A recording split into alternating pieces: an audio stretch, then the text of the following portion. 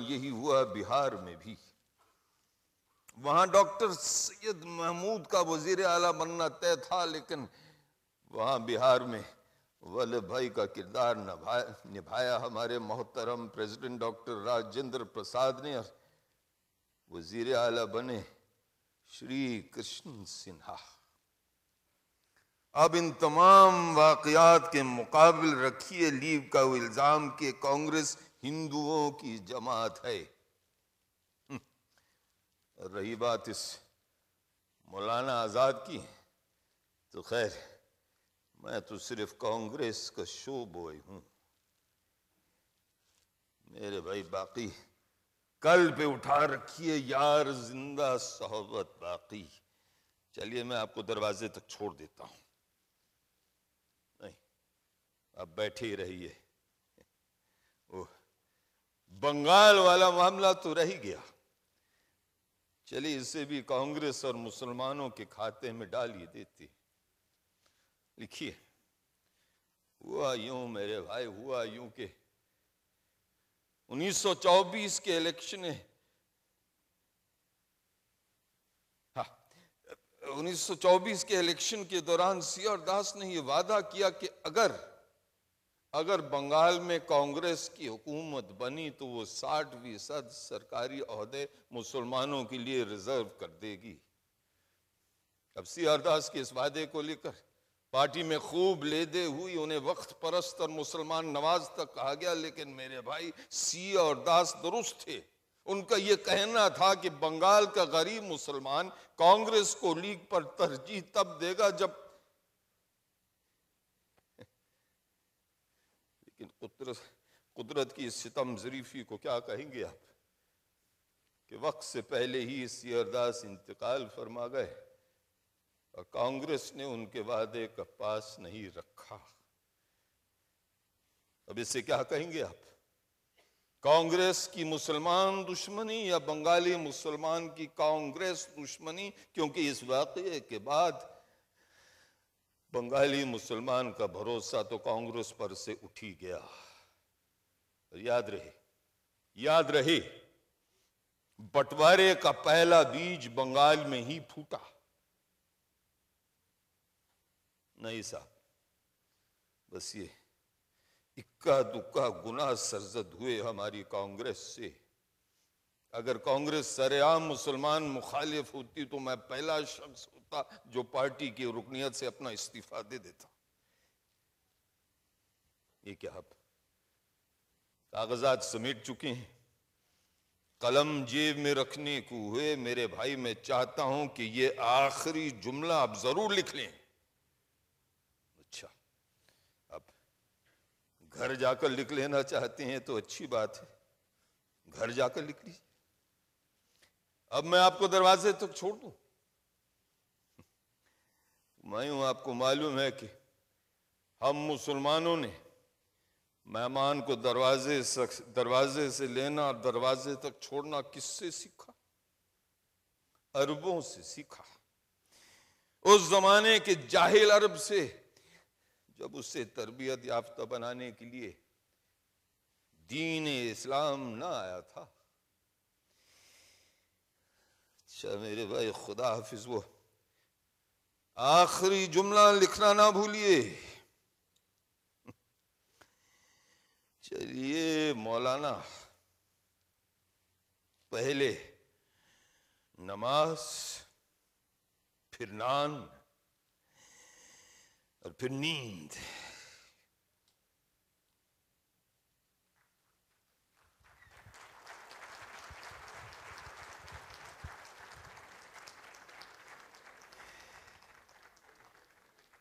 اپنا احوال دل زار کہوں یا نہ کہوں، ہے حیا مانے اظہار کہوں یا نہ کہوں. خوگر حمد سے تھوڑا سا گلہ بھی سن لیے. گاندھی جی سیاست میں صوفیت کچھ زیادہ ہی برتتے تھے. وہ چوری چورا والا واقعہ لاکھ ناخوشگوار صحیح، لیکن کیا ضرورت تھی نان کوآپریشن تحریک واپس لینے کی؟ بس پوری رفتار سے جا رہی ہے کہ ڈرائیور صاحب نے آنن فانن بریک لگا دی، ادھر بس کے اندر کا نظام درہم برہم کوئی سنبھل ہی نہیں سکا، سب بھونچ چکے۔ ہمارا عزم، ہماری ہمت، ہمارے ارادے سب جھاگ کی طرح بیٹھ گئے، اور وہ دوسری جنگ عظیم والا معاملہ، گاندھی جی بضد کہ نہیں، ہندوستانی اس جنگ میں برطانیہ کا ساتھ ہرگز نہیں دے گا، اس شرط پہ بھی نہیں کہ اس کے بدلے ہمیں آزادی ملے۔ مجھے گاندھی جی سے اتفاق نہیں تھا۔ میں نے کہا کہ مہاتما جی، اس جنگ میں ایک طرف جمہوری طاقتیں ہیں تو دوسری طرف فاشسٹ۔ ہندوستان کو بلا شک و شبہ جمہوری طاقتوں کا ساتھ دینا چاہیے، لیکن تب جب انگریز یہ وعدہ کرے کہ جنگ کے بعد وہ ہمیں آزادی دے گا۔ میں جانتا ہوں میرے بھائی، میں جانتا ہوں کہ اس میں کہاں کا انصاف ہے کہ بیچارہ ہندوستانی دوسروں کی جمہوریت کی بقا کے لیے اپنی جان دیتا پھرے، جب اسے خود جمہوریت کے لائق التفات نہ سمجھا جائے۔ میں صرف اتنا کہتا تھا بقول غالب، مجھ کو بھی پوچھتے رہو تو کیا گناہ ہو۔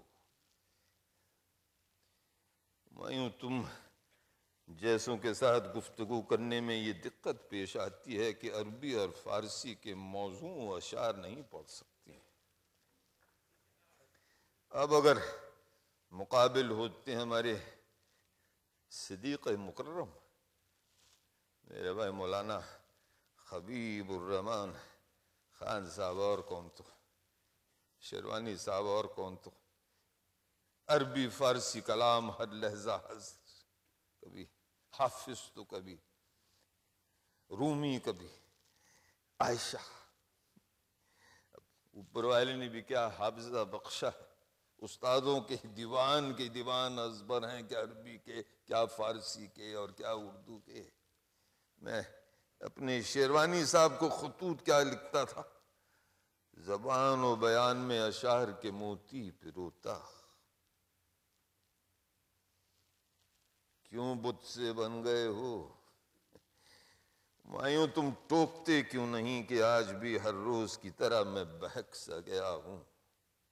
ہوتا یوں میرے بھائی، ہوتا یوں کہ جو میں محسوس کرتا ہوں کہ تم لکھتے لکھتے تھک گئے ہو، تو میں باتوں کا رخ ادبی گفتگو کی طرف موڑ دیتا ہوں، ورنہ نہ ستائش کی تمنا نہ صلے کی پرواہ۔ ہوتا یوں کہ غالب تم ہی کہو کہ ملے گا جواب، کیا مانا کہ تم کہا کیے اور وہ سنا کیے۔ کمبخت شعر پھر زبان پر آ گیا۔ چلیے ذرا یہ دیکھ لے کہ ان دنوں آپ نے کتاب کے ساتھ کیا کیا کیا ہے۔ نہیں، آپ بیٹھے رہیے آپ۔ ہمایوں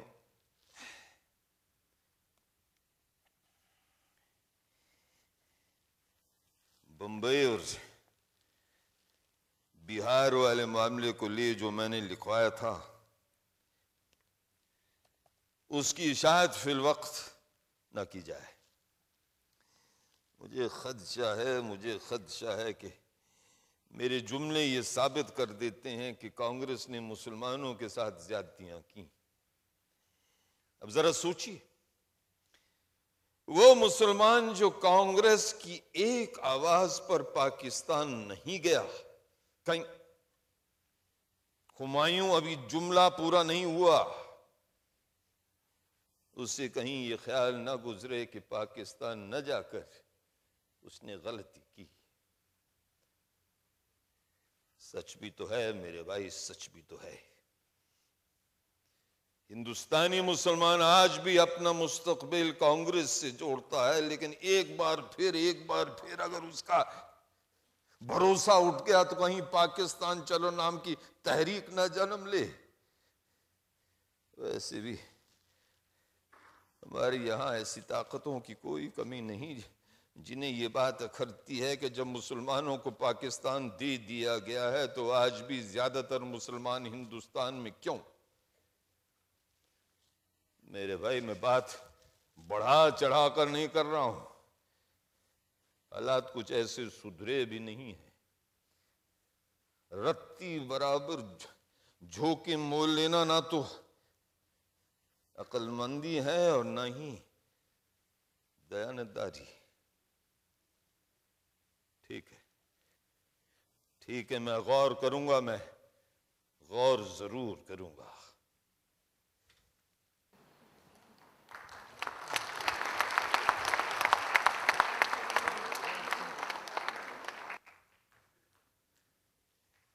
جھکتا ہوں کبھی ریگ رواں کی جانب، کہ جھکتا ہوں کبھی ریگ رواں کی جانب اور اڑتا ہوں کبھی کاہ کشاں کی جانب۔ ہرگز نہیں، قطعی نہیں، بالکل نہیں۔ آخر کو یہ کتاب میں لکھ رہا ہوں، آپ نہیں۔ کتاب کے وہ حصے جن سے نزاعت خطرہ ہو ان کی اشاعت فی الوقت نہ کی جائے، بلکہ انہیں نیشنل آرکائیوز دہلی اور نیشنل لائبریری کلکتے کی تحویل میں دے دیا جائے۔ اور ہاں، میری موت کے 30 سال بعد ان کی اشاعت کی وصیتاً میری طرف سے پوری اجازت ہے۔ میں جانتا ہوں میرے بھائی، میں جانتا ہوں اس 30 سال کی بندش نے تمہارے دل میں ایک نیا وسوسہ پیدا کر دیا نا۔ میرے بھائی بات کچھ یوں ہے کہ میں کچھ زیادہ ہی احتیاط اور دور اندیشی سے کام لے رہا ہوں۔ مجھے پورا یقین ہے کہ آج سے 20، 25 یا 30 سال کے بعد حالات اور ہندوستانی مسلمان اتنے تو کمزور نہ ہوں گے کہ میرے زیادتی خیالات کی گزند نہ برداشت کر سکے۔ چلی تھی برچھی کسی پر کسی کے آن لگے والا معاملہ تو نہ ہوگا۔ اب کچھ لکھنا بھی ہے یا نہیں؟ آج میں صرف آدھ گھنٹہ ہی دے پاؤں گا۔ شام کو ایک نیم سرکاری نیم ثقافتی دعوت میں مدعو، خاصی کوفت کے سودے ہیں یہ سب، فلاں وقت فلاں تقریب، فلاں وقت فلاں تقریب۔ شمولیت ضروری لیکن ذات گرامی، گوشان نشینی کی عادی۔ ٹھیک ہی لکھتے ہیں ہمارے مولانا عبد الماجد دریابادی، جو لکھتے ہیں کہ ہم خوش نہیں ہیں جناب آزاد کی تخت نشینی سے، کاہے کو میسر ہوگی پھر وہی فرصت۔ پرسوں شام کا قصہ سناؤ۔ اجمل خان صاحب آ کے بتاتے ہیں کہ جوش ملیح آبادی صاحب ملنے آئے ہیں۔ میں نے صرف اتنا کہلوایا کہ وہ گھڑی بھر انتظار کر لیں، سامنے ایک ایرانی وفد تھا جو جانے کو تھا، لیکن اس کمبخت وفد کو اٹھتے پورا آدھ گھنٹہ ہو لیا، اور اس سے پہلے کہ میں جوش صاحب کو بلواتا، خان صاحب ایک کاغذ کا ٹکڑا لے کر حاضر۔ میں پڑھتا ہوں، نامناسب ہے خون کھولانا، پھر کسی اور وقت مولانا۔ گھڑوں پانی پڑ گیا، لیکن میں نے اپنی دل کو اس بات سے تسلی دے لی کہ کم از کم جوش ملیح آبادی صاحب سے ایک اچھا شعر تو نازر کروا لیا۔ اب مجھے ایسی کوئی غزل یاد نہیں جس کا قافیہ مولانا ہو، اور کھولانا جیسا بے موقع لفظ مولانا جیسے لفظ کے ساتھ ہم پہلو ہو جائے، اور وہ بھی برمحل۔ تو میں کیا کہہ رہا تھا؟ لیکن ایک بات ہے، یہ شعر ہے ہمارے جوش صاحب کے عین مطابق۔ درست ہے میرے بھائی، درست ہے، دوسری جنگ عظیم، لیکن میں کیا کروں کہ جوش صاحب کے ساتھ ساتھ ایک اور پٹھان، اور وہ بھی ملیح آبادی ذہن پر مولز ہوئے جا رہے ہیں، اور منوان ویسا ہی واقعہ بھی۔ میرے بھائی میں مولوی عبد الرزاق ملیح آبادی کی بات کر رہا ہوں، اور کون؟ 1 ماہ پہلے وہ ایڈورڈ روڈ والی کوٹھی پر تشریف لائے. خان صاحب سے کہا کہ مجھ سے ملنا چاہتے ہیں، تو خان صاحب نے ان سے کہا کہ نام اور پتہ بتا دو، اطلاع دے دی جائے گی. اب اس قصے کو اس پس منظر میں دیکھیے کہ ایک وہ زمانہ تھا، اور وہ زمانہ خاصا لمبا تھا، کم از کم 10 سال سے بھی زیادہ لمبے عرصے پر محیط کے مولوی صاحب خان صاحب والے کام کو انجام دیتے تھے. وہی کہ کوئی ملنے کو آئے کہ ان سے کہے کہ نام اور پتہ بتائیے، اطلاع دی جائے گی. ایک روز مولوی صاحب نے گاندھی جی کو بھی مجھ سے ملنے نہ دیا، الٹے پیر انہیں واپس بھیج دیا. میرے بھائی مذاق برطرف. ہوا یوں کہ ایک دن گاندھی جی بغیر اطلاع کے آ ٹپکے. مولوی صاحب نے آ کر خبر کی. میں نے صرف اتنا پوچھا کہ کیا یہ ملاقات پہلے سے طے تھی؟ انہوں نے کہا نہیں. تو میں نے کہا آپ گاندھی جی سے یوں کہیے کہ کل صبح 9 بجے تشریف لائیں. تو مولوی صاحب نے پھر سے کہا، اور اب کے بار کو زور دے کر کہا کہ حضور گاندھی جی آئے ہیں. تو میں نے کہا کہ کیا گاندھی جی میں سرخاب کے پر لگے ہوئے ہیں؟ ان سے کہیے کہ کل صبح 9 بجے تشریف لائیں.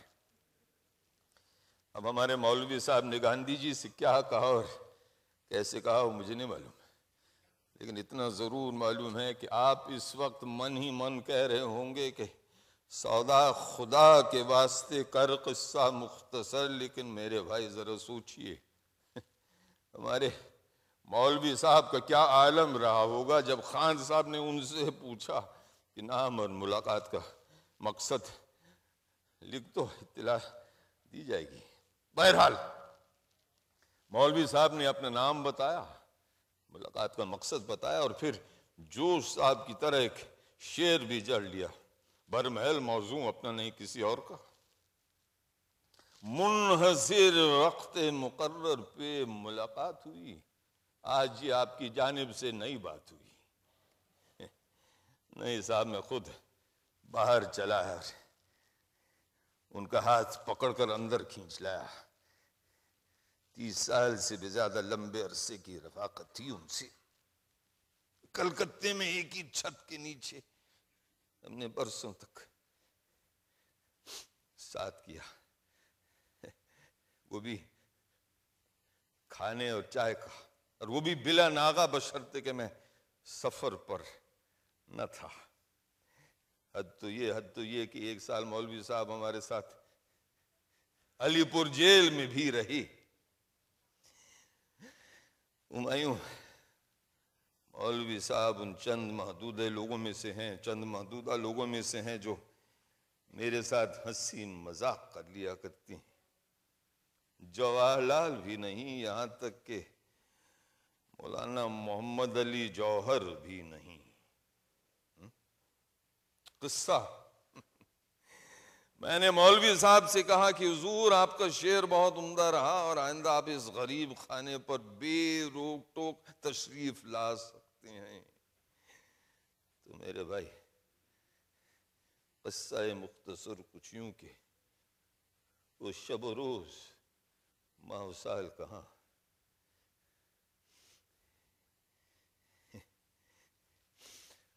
غلام رسول مہر کے خطوط کا جواب بھی میں بقلم خود نہیں دے پاتا. خان صاحب دیتے ہیں، اور وہ بھی بہت ہی مختصر. اب کہاں ایک طویل خط و کتابت کا سلسلہ چلا کرتا تھا ان سے. آئیے آپ 100% صحیح کہہ رہے ہیں. وہ قید ہی کی آزادی ہے جو لکھنے پڑھنے میں سازگار ثابت ہوتی ہے. اب آپ جیسے اگر اسے آزادی ہند کی شان میں کفران نعمت نہ ٹھہرائے تو میں یہاں تک کہہ ڈالوں کہ اب کاہے کو لوٹ آئیں گے وہ دن کہ جیل کی ایک گوشائی تنہائی میں بیٹھ کر میں گھنٹوں تک چڑا اور چڑیا پر کہانیاں لکھ رہا ہوں. 1 صفحہ 2 صفحات 10 صفحات، اور صورتحال یہ کہ موضوع سخن چڑا اور چڑیا کبھی گھٹنوں پر پھدک رہے ہیں، کبھی کندھوں پر چہک رہے ہیں. میں کہانیاں کہاں لکھ رہا تھا، قلمی مصوری کر رہا تھا۔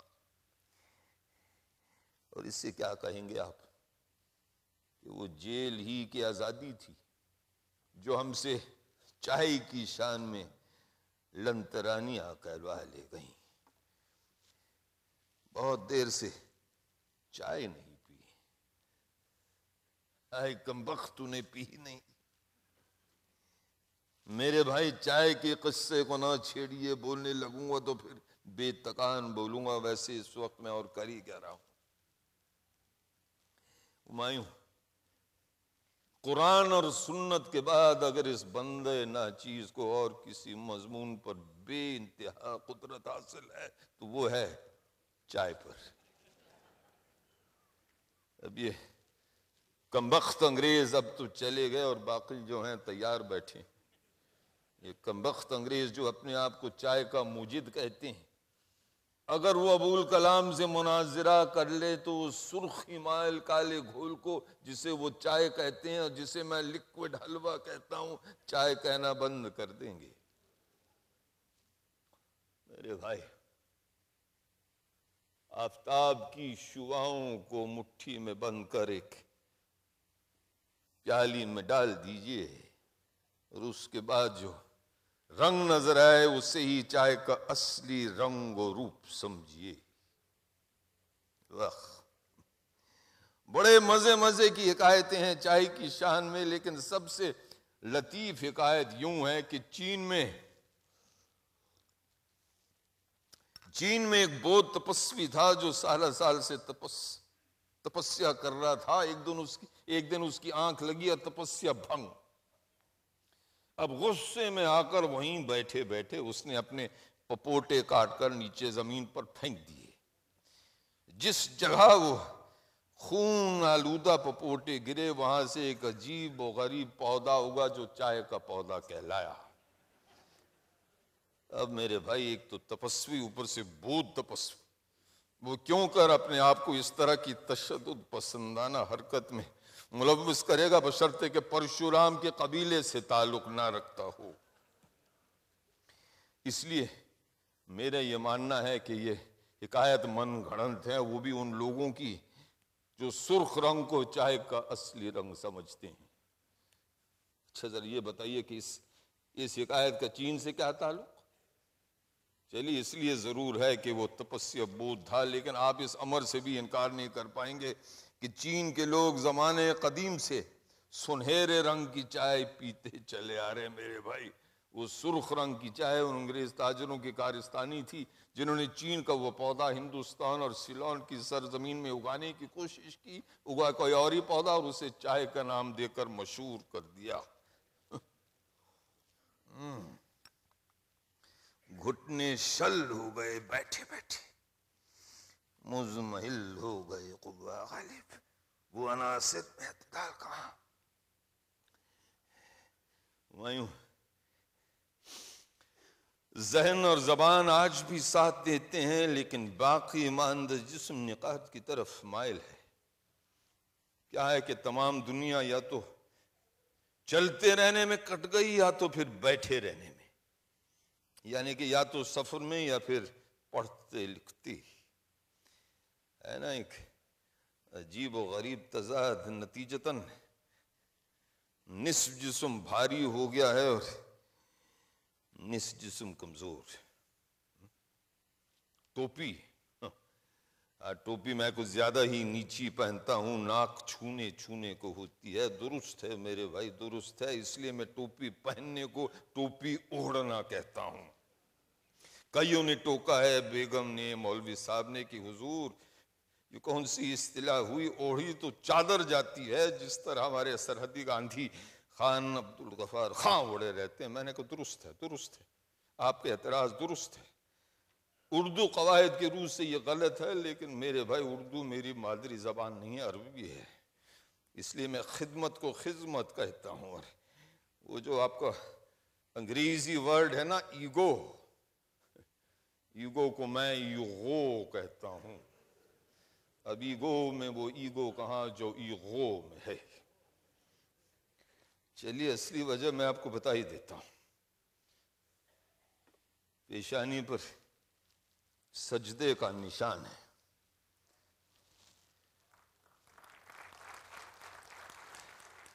نمود و نمائش کا عادی نہیں، اس لیے ٹوپی کچھ یوں اوڑھ لیتا ہوں کہ سج کے نشان چھپ جائے.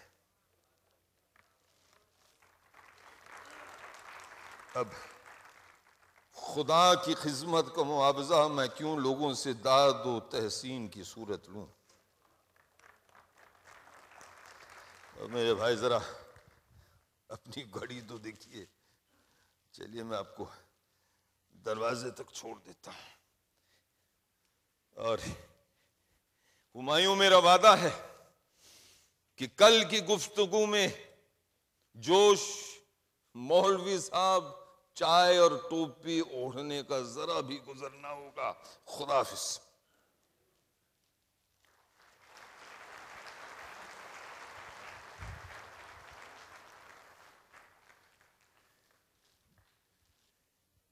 کوئی رفیق ہے اپنا، نہ کوئی ہمدم ہے، نہ میل راہ نہ منزل، عجیب عالم ہے.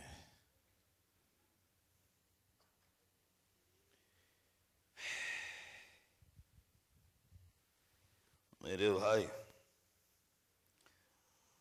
1939 میں گاندھی جی کے پرزور اصرار پر میں نے کانگریس پریزیڈنٹ کا عہدہ قبول کیا. دوسری جنگ عظیم شروع ہو چکی تھی. جنگ کی بابت گاندھی جی اور میرا نظریہ یکساں نہ تھا. میں تو جنگ میں شرکت کا حامی تھا بشرطے کہ اس کے بدلے ہمیں آزادی ملے، لیکن گاندھی جی کسی بھی طرح کی شرکت کو تشدد سے تعبیر کرتے تھے. غرض یہ کہ ہم دونوں میں یہ بنیادی فرق تھا کہ گاندھی جی نان وائلنس کو کانگریس کا مذہب سمجھتے تھے اور میں اسے محض حکمت عملی. گاندھی جی کا یہ نظریہ سراسر بے تکا تھا. آپ فی الوقت یہ جملہ نہ لکھیے، آگے لکھیے. بہرحال میری ایک نہ چلی. آخر کو گاندھی جی کانگریس کے مختار کل تھے اور میں محض پریزیڈنٹ بھر تھا. شروع میں جو ساتھی میری تجویز پر لبیک کہتے تھے، بعد میں اسی شد و مد سے گاندھی جی کے ہر ہاں میں ہاں ملانے لگے. ہمایوں، میرے ان جملوں کا ترجمہ کچھ یوں کیجئے کہ میرے بیان کی تلخی جاتی رہی. آگے لکھیے. ان دنوں میں نے ایک بیان جاری کیا تھا کہ کیونکہ یہ قطعی نظر نہیں آتا کہ انگریز حکومت ہمیں آزادی دینے کی نیت نہیں. آپ یوں لکھیے کہ گاندھی جی نے کہا کہ کسی بھی صورت میں ہندوستان اس جنگ میں شامل نہیں ہوگا. واہ صاحب واہ، یہ دوسری جنگ عظیم تھی، بڑی شیطان. تمام دنیا کو ایک دوسرے کے دست بگرماں کیا تو کیا، گاندھی جی اور میرے اختلافات کو بھی خوب ہوا دی. وہ انڈیویجول ستیہ گرہ والا معاملہ، انگریز حکومت بنا تکلف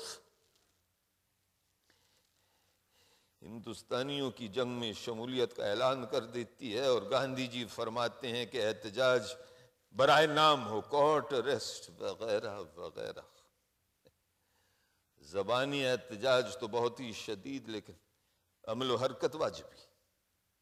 اب آگے دیکھیے ہوتا کیا.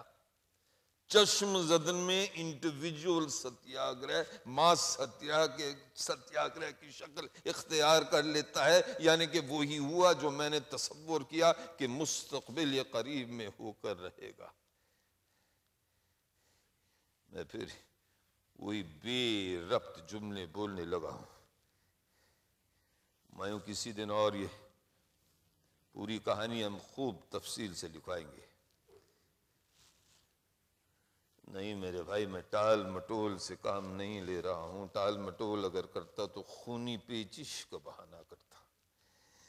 یوں تو خدا خیر کرے کبھی نہ ہوئی، لیکن تب ضرور ہوتی جب کسی اور مصروفیت کی وجہ سے میں الہلال میں بیان نہیں دے پاتا. بس طبیعت ذرا مزمحل ہے اور کچھ نہیں. کیا ہے میرے بھائی، کیا ہے کہ تم نے یہ وقت بہت غلط چنا ہے لکھنے لکھانے کا. تم روزانہ صبح 4 بجے نہیں آ پاؤ گے. وقت تو آپ یوں ہی کچھ 7 8 9 بجے تک اٹھتے ہیں. ایک تو آپ اٹھتے نہایت ہی بے تکے وقت ہے، اور اوپر سے دیر سے اٹھنے میں بھی آپ کو وقت کی پابندی کا کوئی خیال نہیں.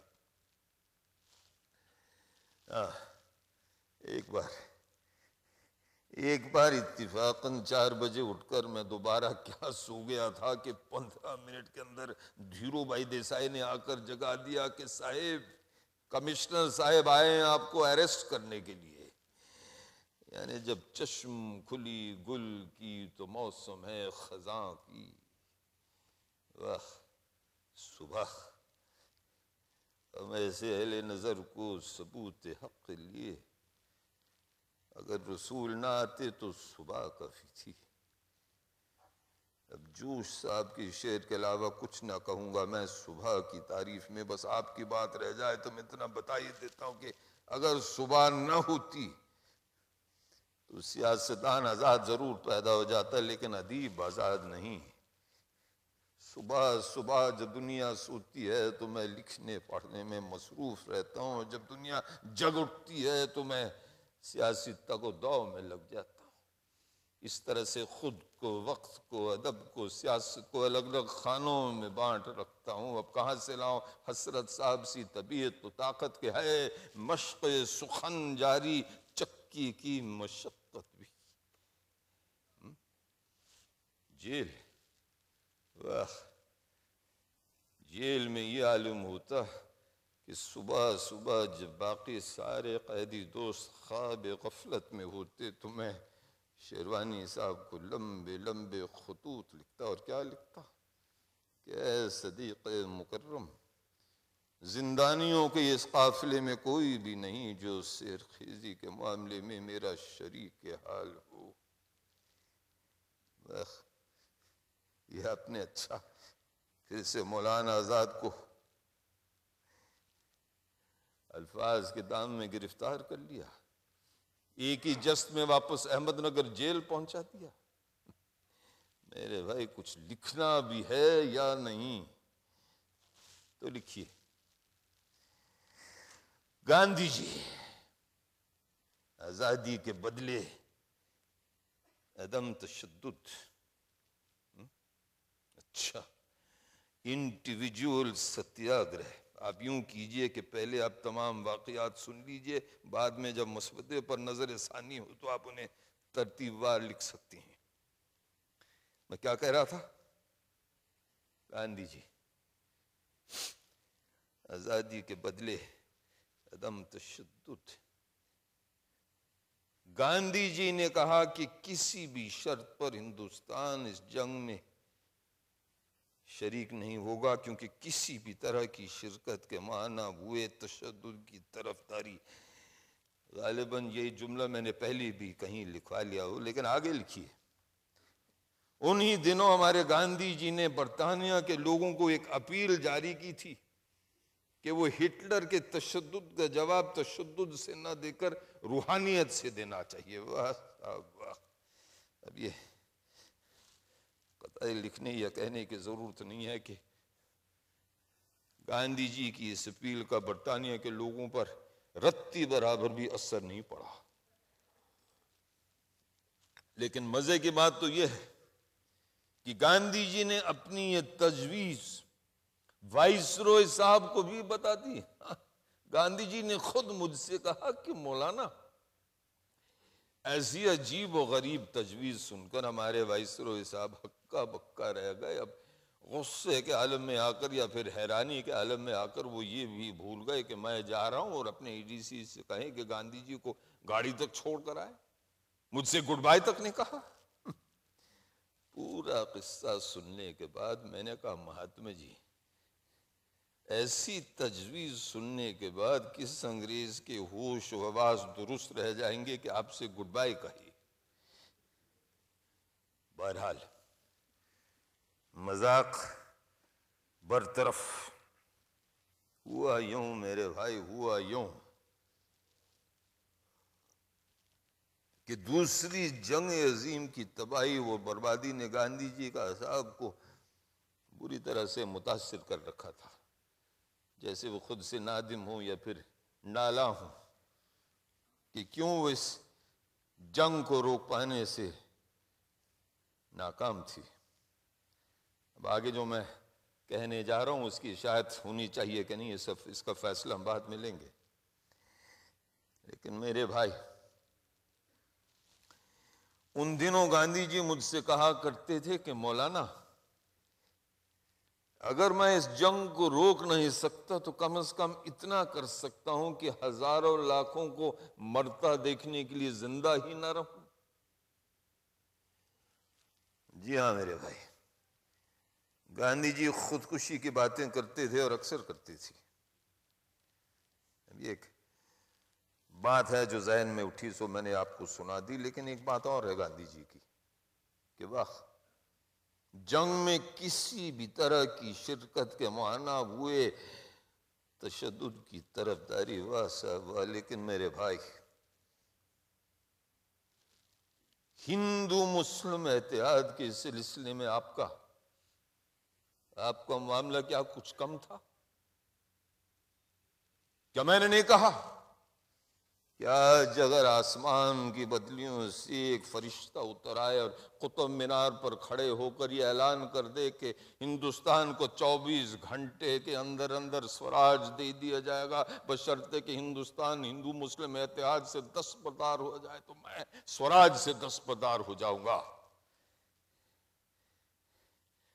اپنا ہی کہا یہ جملہ میں نے اوروں سے اتنی بار سنا ہے کہ زبانی یاد ہو گیا ہے، لیکن میرے بھائی، کہنے اور سننے والی بات تو یہ ہے کہ میں نے کس سے منت سماجت نہیں کی، ماؤنٹ بیٹن سے، ولبھ بھائی سے، جواہر لال سے، کہ میرے بھائی ہونے دیجئے تاخیر، نہیں ملتی آزادی کچھ سال اور تو نہ صحیح، لیکن للہ بٹوارے کی قیمت آزادی مت لیجئے۔ اور میں آج بھی کہتا ہوں کہ کاش 47 میں آزادی نہ ملی ہوتی، آج ملی ہوتی، 10 سال کے بعد ملی ہوتی، لیکن بٹوارے کے عوض نہ ملی ہوتی۔